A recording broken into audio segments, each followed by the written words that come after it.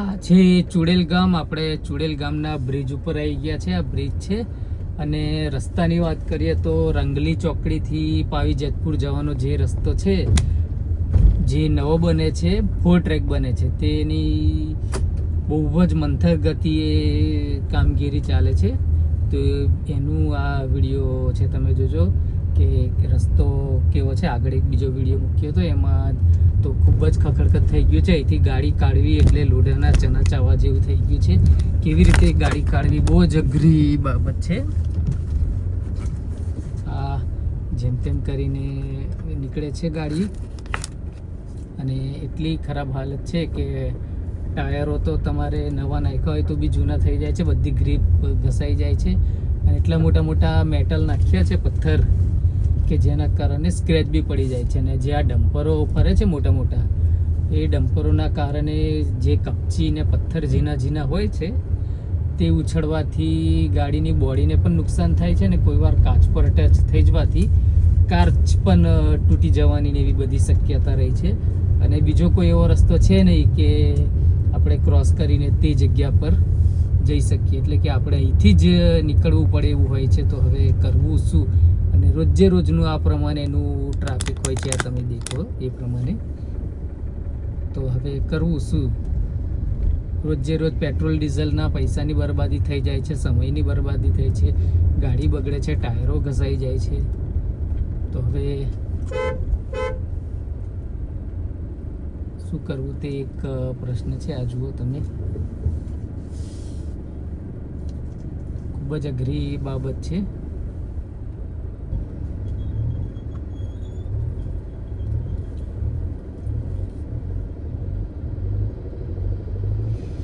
આવો ટ્રાફિક થઈ જાય છે ભરપૂર. શું કરવાનું? આ નાના નાના છોકરાઓ પાછા ટ્રેક્ટર લઈને આવી જાય છે, એમનો શું ભરોસો? શું કરી દે?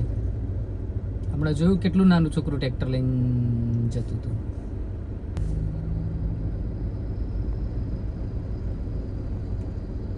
આ 6થું કે 7મું ડમ્પર જાય છે.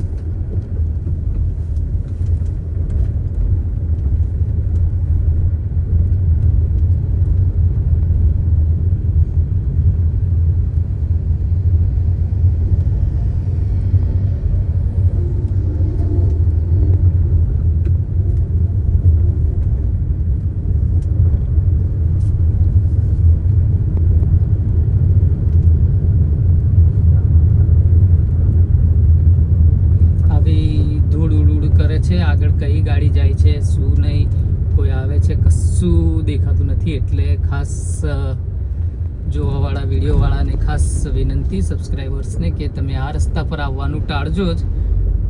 ના હોય તો પછી વાયા સખાન્દ્રા બોડેલી ફરી લેજો, કે પછી સખાન્દ્રાથી અંદર વડા તલાવ બાજુથી એ બાજુથી બી જેતપુર જવાય છે, એ બાજુ જજો.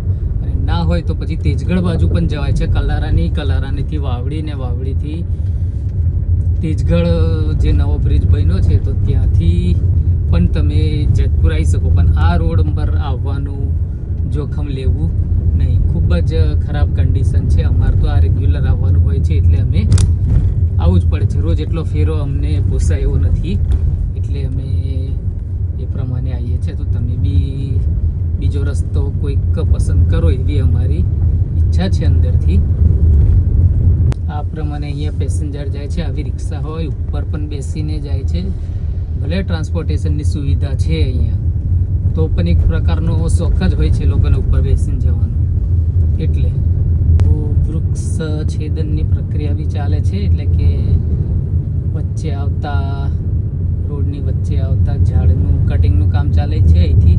એટલે કે ભેસાવીથી રતનપુર અને રતનપુરથી પાવી જેતપુરની વચ્ચે હજુ જે એઝ ઇટ ઇઝ રોડ હતો એ જ છે. હજુ ખોદીને કે પહોળો કરવાની કામગીરી હજુ નહીં ચાલુ થઈ. અહીંનું કામગીરી જે રસ્તામાં આવતા ઝાડ છે તો એ ઝાડોને કાપવાની કામગીરી જ હજુ ચાલુ છે. એ ઝાડોની કામગીરી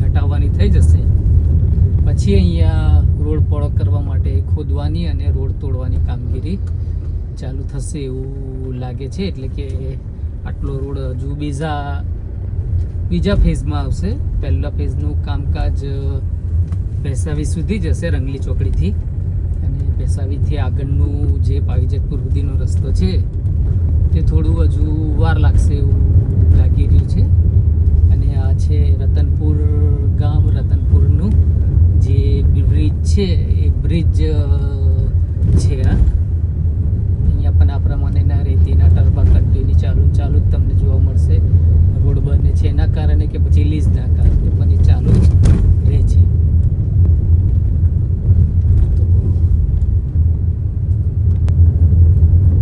તો આવી ગયા છે આપણે રતનપુર.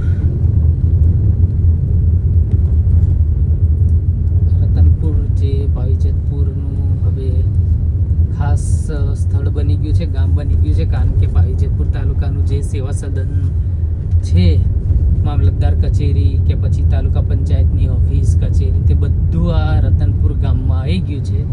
જેના કારણે રતનપુરનો આખો માહોલ બદલાઈ ગયો છે. અને હવે એ પણ ખૂબ જ પ્રગતિના પંથે છે. આ રતનપુર છે, અને આ બાજુ રોડ ગયો એ સીધો રોડ જાય તો એ રોડ ક્યાં જાય છે તો કે એ અમરોલ, મોટી અમરોલ ને સીધો આગળ તેજગઢવાળા રોડ પર પહોંચાય છે. તો આ રતનપુર ગામ છે. આપણે રતનપુર ગામ ક્રોસ કરી રહ્યા છીએ હમણાં. તો આ પ્રમાણે રોડની કામગીરી ચાલે છે. રોડની હાલત ખૂબ જ ખરાબ છે. જો 1-2 વરસાદ પડી ગયો તો અહીંથી બાઇક કાઢવી બી મુશ્કેલ છે. ગાડી તો બહુ દૂરની વાત રહી. એટલી ખરાબ હાલત છે. આ રતનપુર આવી ગયું ને આ અહીંયા ન્યાયાલય છે, એટલે કે અદાલત. અહીંની જે કોર્ટ છે તાલુકાની, તે કોર્ટ છે. પછી આ એની બાજુમાં જ ક્વાર્ટર્સ આવેલા છે મામલતદારના અને પંચાયત ઓફિસના. અને આ સામે આ ટ્રેક્ટર જાય છે એની જમણી બાજુ જોઈએ તો એ મામલતદાર કચેરી છે અહીંની, અને એની એક્ઝેક્ટ ડાબી બાજુ તાલુકા પંચાયતની ઓફિસ છે. એટલે કે આ રતનપુર સેવા સદન કહેવાય પાવીજતપુરનું, તે સેવા સદન આવેલું છે. અને સેવા સદનની સહેજ જ આગળ જઈએ તો આ મોટો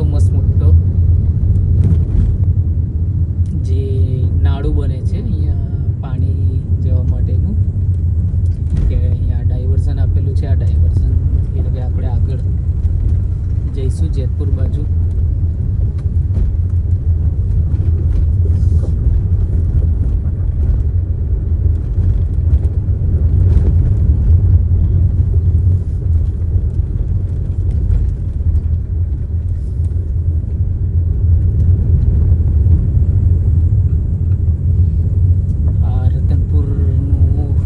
જેવું કહી શકાય. અહીંયા નાના શોપિંગો થઈ ગયા છે. જમીન પણ ઉચકાઈ ગઈ છે. આ બાજુ આ હિન્દુસ્તાન પેટ્રોલિયમનો પંપ આવેલો છે, અને આગળ સહેજ જ જઈશું તો ભારત પેટ્રોલિયમનો બી પેટ્રોલ પંપ આવી ગયેલો હશે. કે પાવીજતપુરથી રતનપુર સુધીનો વિસ્તાર ખૂબ જ ડેવલપ પામી રહ્યો છે એવું છે.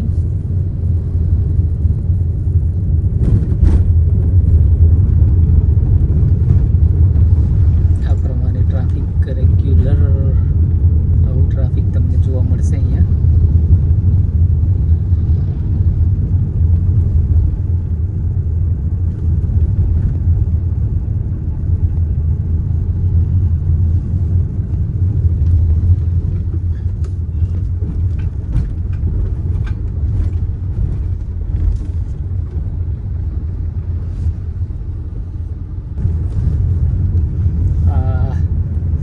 બ્રિજ આવી ગયો છે ઓરસંગ નદીનો, જે પાવીજતપુરથી રતનપુર જઈએ તે વખતેનો બ્રિજ છે.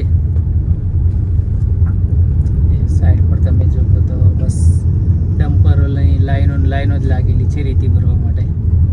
તો પાવીજતપુરમાં તો રેતીનો ખૂબ જ દીકતો ધંધો ચાલુ છે, જેના કારણે રોડની આ બધી હાલત થઈ જાય છે. સામાન્ય માણસને નીકળવું બી મુશ્કેલ થઈ જાય છે. બાઇકવાળાને, ગાડીવાળાને એમને તો બહુ અઘરું થઈ જાય છે અહીંથી નીકળવાનું. તો આ પાવીજતપુરના રતનપુર બ્રિજ પર આપણે પસાર થઈ રહ્યા છે. તો આ વિડીયો કેવો લાગ્યો તે કોમેન્ટમાં જણાવજો અને ખાસ તો ચેનલને લાઈક કરો, શેર કરો, સબસ્ક્રાઈબ કરતા રહેજો. અમારે સબસ્ક્રાઈબર્સની ખૂબ જરૂર છે અને જોડે જોડે લાઈકની પણ જરૂર છે અને કોમેન્ટની પણ જરૂર છે. તો જેથી આગળ કેવા પ્રકારના વિડીયો બનાવી શકીએ તે તમને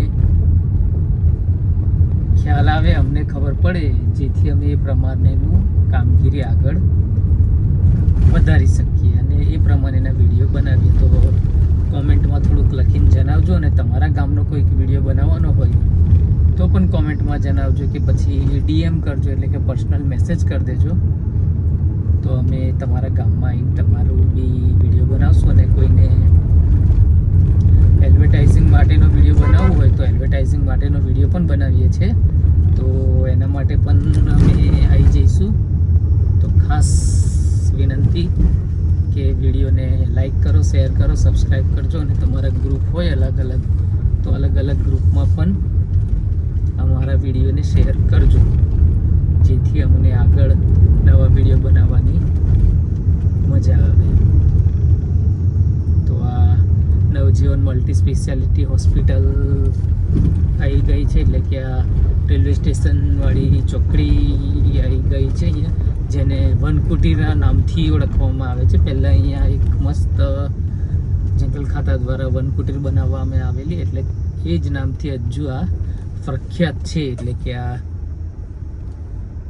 રેલવે સ્ટેશન છે અને આ આઈ લવ પાવીજેતપુર, એટલે કે આ